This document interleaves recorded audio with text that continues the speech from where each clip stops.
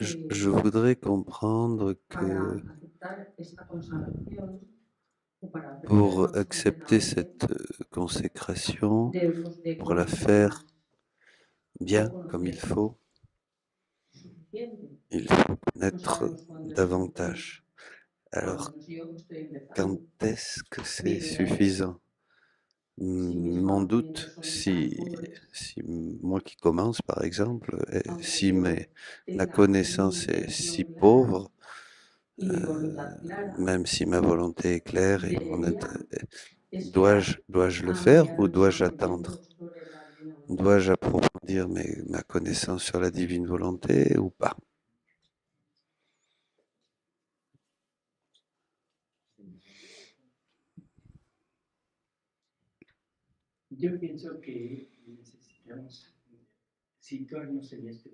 Et il faut, je crois, nous situer dans si vous êtes vraiment disposé, avec le peu que vous connaissez, si vous êtes disposé à donner à Jésus tout ce qu'il vous demande et tout ce qu'il peut vous demander, si vous n'y dites pas non en rien, allez-y.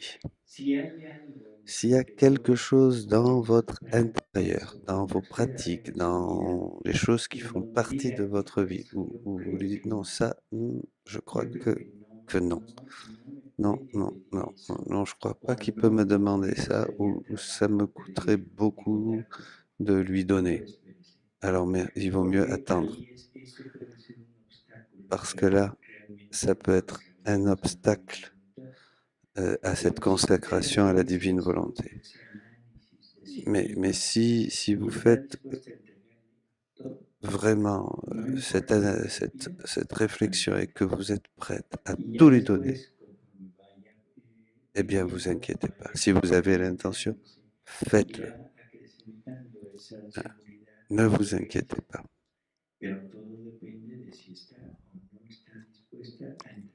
Voilà. Est-ce que vous êtes ou non disposé à tout donner? C'est des choses que l'on comprend. Mais le point, ce qui est, ce qui est vital, c'est est-ce que nous sommes prêts à abandonner nos habitudes religieuses? C'est ça. C'est là où il y a quelque chose qui choque, qui est terrible. Parce que, mais moi, je fais toujours cela. Ah, mais moi, je peux le faire. Est-ce que je peux faire ça dans la divine volonté? Ah, mais ça, attention, c'est quelque chose que l'Église me demande. C'est quelque chose que la Vierge me demande. C'est quelque chose que Jésus me demande. Jésus dit à Louisa, tu dois renoncer même à tes vertus et aux dons que je t'ai donnés.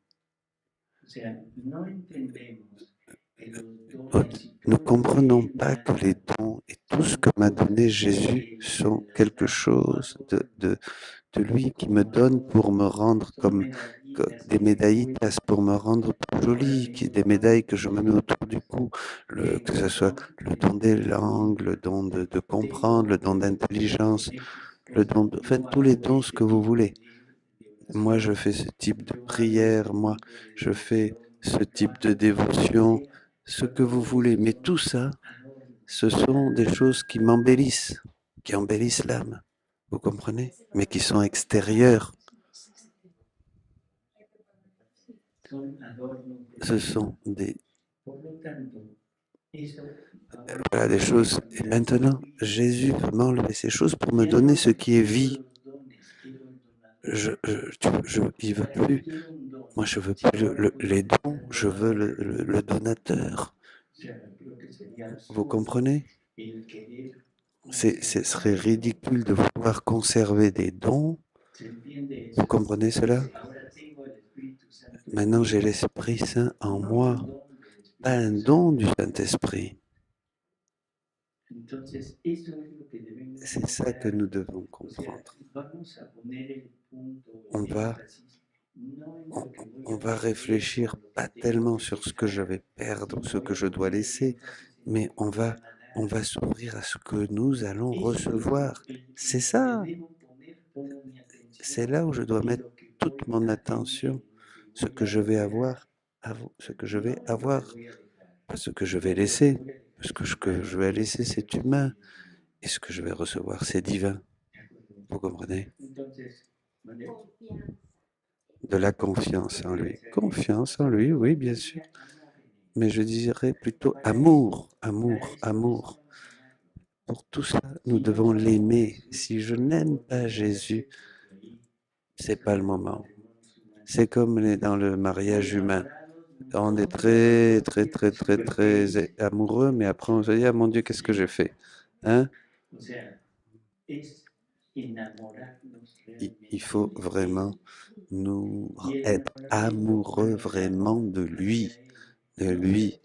Et l'amour de lui ne, ne s'obtient que par la confiance et la connaissance de lui. Si je ne le connais pas et si je n'ai pas confiance en lui, hein, eh bien, non, eh ben, j'ai plus confiance. Si j'ai pas ça, eh ben, j'aurai plus confiance en ce que je pratique, en ce que je fais dans lui. Dans le ciel, dans le ciel, vous devrez laisser tout, tout. Et, et si vous ne voulez pas le laisser, ils vont vous l'enlever au purgatoire, là-bas. Le ciel.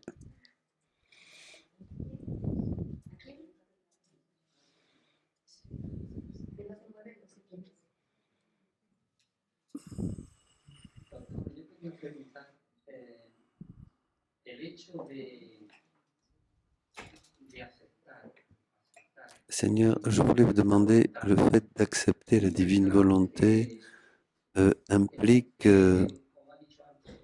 comme vous l'avez dit avant,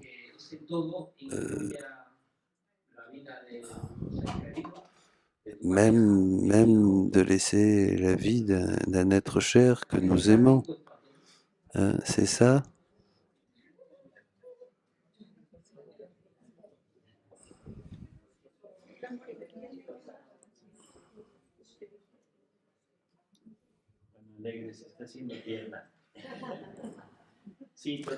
Oui, oui, oui, oui.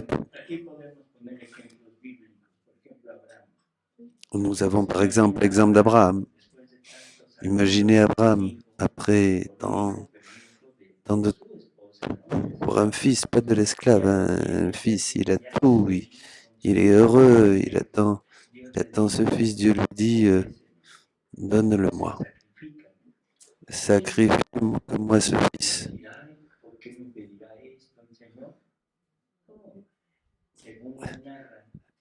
Non, il va prononcer avec toute la tranquillité du monde, il a dit Dieu me l'a donné, Dieu me l'a repris, voilà.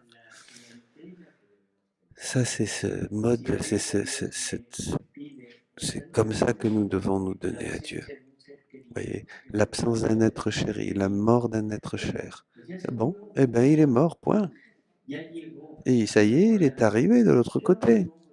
Je vais me mettre triste parce que mon fils a terminé sa carrière. Pourquoi je vais être triste si mon fils ou ma fille a terminé sa vie du ciel? Pourquoi je vais m'opposer à la volonté de Dieu? C'est absurde. On parlait d'attachement humain.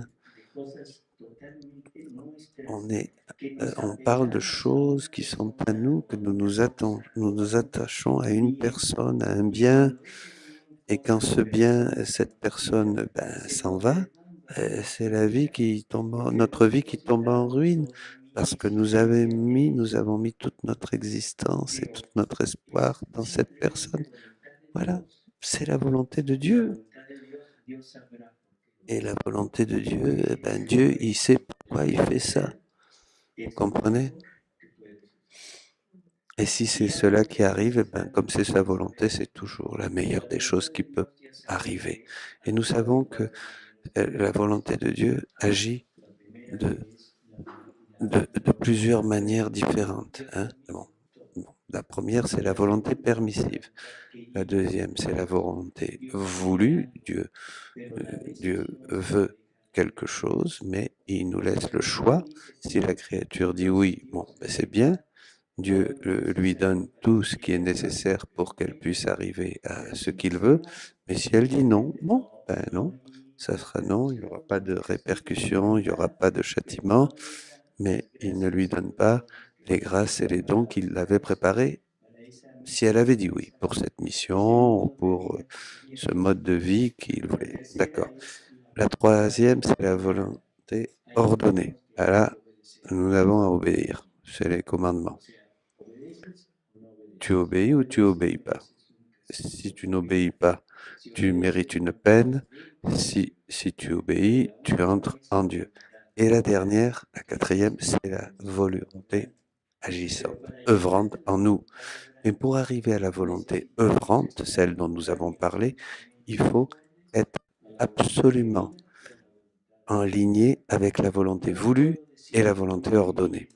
Je ne peux pas dire que je vais vivre dans la volonté, dans la divine volonté, si je suis pas dans la volonté voulue de Dieu. Donc la mort d'un être cher qui s'en va, est-ce que c'est contre la volonté divine? Est-ce que c'est pas, même si c'est violent? Jésus dit que lui accepte d'une manière.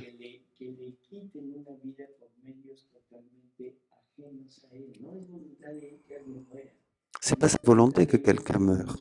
C'est pas sa volonté qu'un enfant soit avorté. C'est pas sa volonté qu'un délinquant ou un sicario tue quelqu'un de notre famille. Mais la décision de la mort, c'est lui. Si vous pouvez avoir 20 000 balles dans le corps, si Dieu dit non, vous mourrez pas. Si Dieu dit oui, vous mourrez. La décision de mort, c'est toujours de Dieu. Donc, c'est toujours la volonté de Dieu. Alors, on va l'accepter. Voilà. Avec tout malgré ce sentiment, malgré tout ça. Voilà. Il faut être prêt même à perdre notre vie. Voilà. Mais notre vie, notre propre vie, voilà, pour ne pas perdre cette vie de la divine volonté.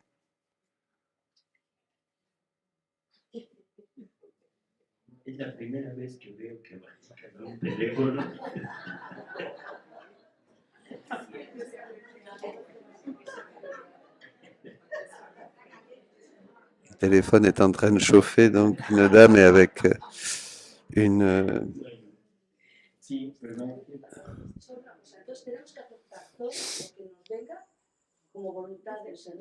Donc il faut tout accepter comme volonté de Dieu.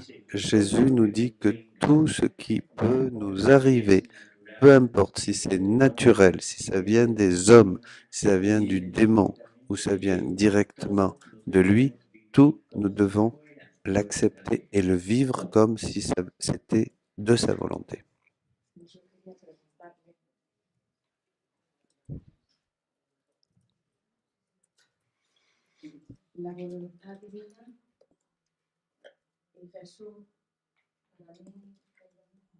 La volonté divine et Jésus, pour moi, c'est la même chose.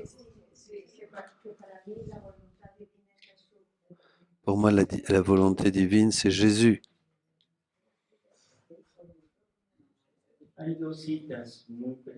Il y a 2 citations dans le livre du ciel qui sont très claires. Je suis, selon la nature divine, je suis la divine volonté. Il le dit très clairement. Si Adam n'avait pas péché, je ne serais pas venu régner en ce monde.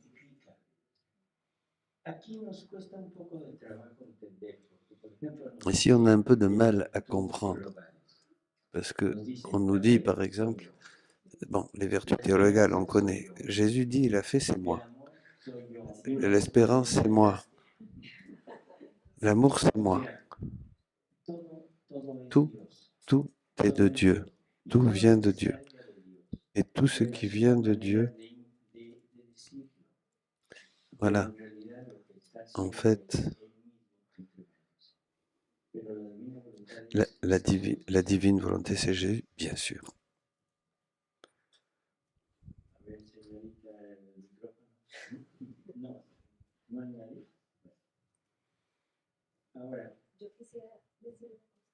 Je voudrais dire quelque chose.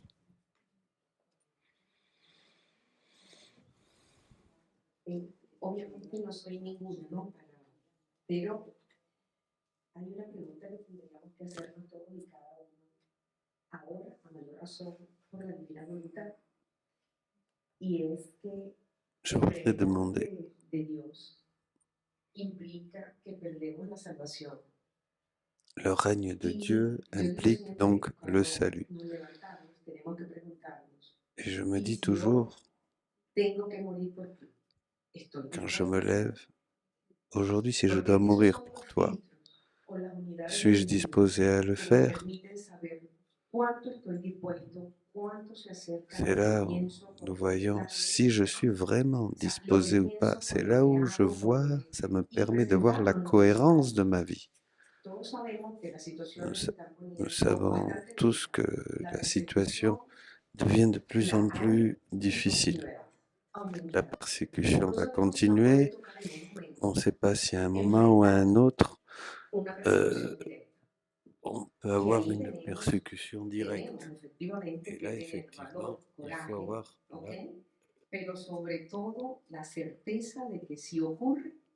et être prêt que si je perds quelque chose ici, je gagne l'éternité.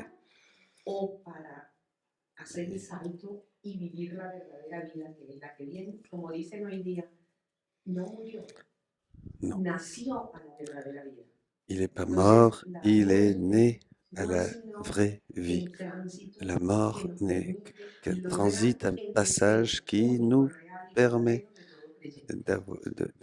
d'atteindre le désir profond de tout croyant, rencontrer Dieu.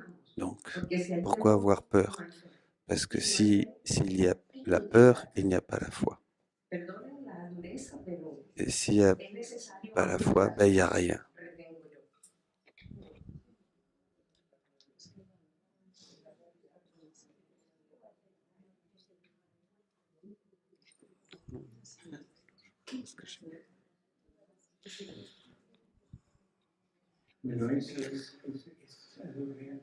Ça, c'est vrai ce que vous dites.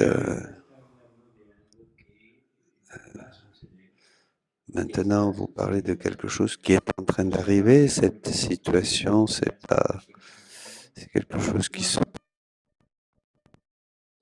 On est disposé, oui, on est disposé à donner notre vie pour le Seigneur. Et de toute façon, même si nous ne sommes pas disposés, ils vont de toute façon prendre nos vies. Hein? C'est mieux de dire que oui, nous sommes disposés.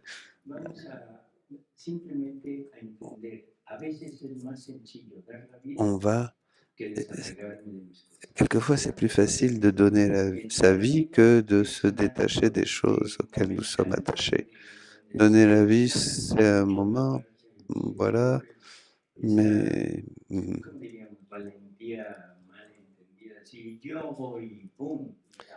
Voilà.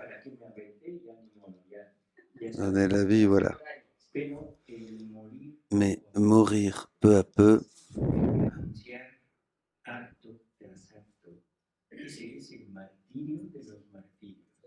ça c'est le martyr des martyrs.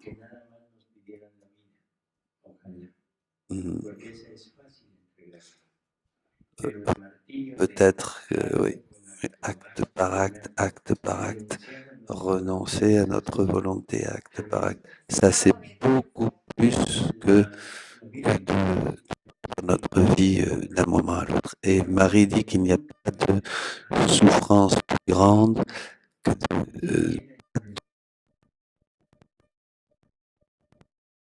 voilà. C'est cela que nous devons penser.